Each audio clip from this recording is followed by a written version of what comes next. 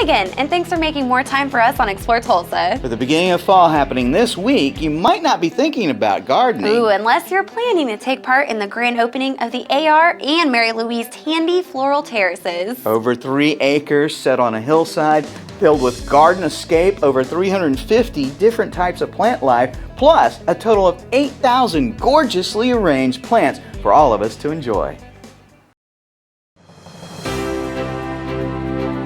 Botanic gardens are institutions that focus on studying the value of plants and what they bring to our lives and what they do in our world and their diversity.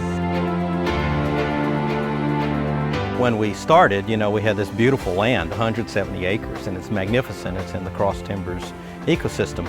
But we didn't have anything else here. We had some nice hiking trails, and we had to bring in the infrastructure. So we spent a few years building all of those water mains and electric mains and roads. And now what we're doing is building our first garden, and it's really exciting. The AR and Mary Louise Tandy Floral Terraces behind me, and it shows you an indication of what's to come in terms of the quality of things that we're working to build. We're on the cusp of opening the Tandy Floral Terraces right now. So for the next 2.5 weeks, people can come like they've been coming for the last several years, and they can enjoy a program in our visitor center. They can walk around our lake, which is about a 3/4 mile walk.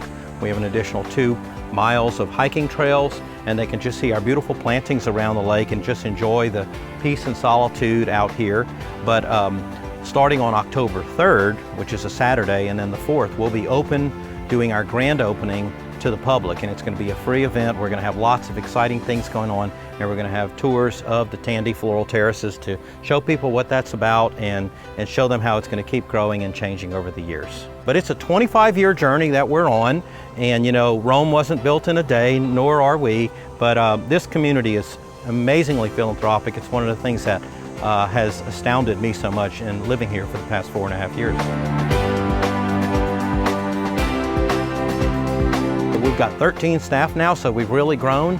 And we all understand we have to shepherd and steward those resources that have been given to us and use them wisely and use them according to our plans. And secondly, we have to be ready for the future so that when we get beyond this campaign fundraising mode, that we can still sustain ourselves. Well, the Children's Discovery Garden is our second major garden. It's going to open next spring in 2016. And what it is it's designed to be a garden that stimulates children to learn in the ways that they learn. They don't learn by reading signs or books, right, until they're older. They learn by doing things, by play, or what you can call experiential learning. And so we have all kinds of things that we think will engage them, from the giant head, which we call the spring giant, which is 15 feet cube, and you can walk inside of him, to some spitting animal sculptures along the stream, to some metal-clad butterfly and dragonfly and bumblebee sculptures that'll be in our meadow garden. There's so many things. We have a tree fort, so it's full of a lot of richness with both the plants and actually the animals interpreted through art, so that the kids can really have a lot of things to do, and we can actually structure our educational offerings to align with school curriculum standards for school groups to come out here. If you compare us to, say, the Dallas Arboretum, they're about somewhere between 30 and 40 years old. They started out as 3 estates with just private gardens. And then you look at them now, they are a major destination for Dallas. That's what's going to happen here. We're going to have, just in the short term, we're going to have our first 4 major gardens, 2 of which are already under construction.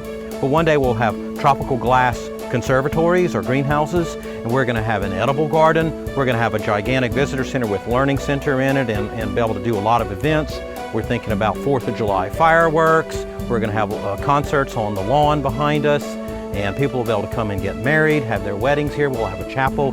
It's going to be a full-fledged place. It's going to be a beacon for Tulsa, just like the zoo is, just like the aquarium, the Philbrook or the Gilcrease. So many other places will be another part of that cultural destination that Tulsa's working to create.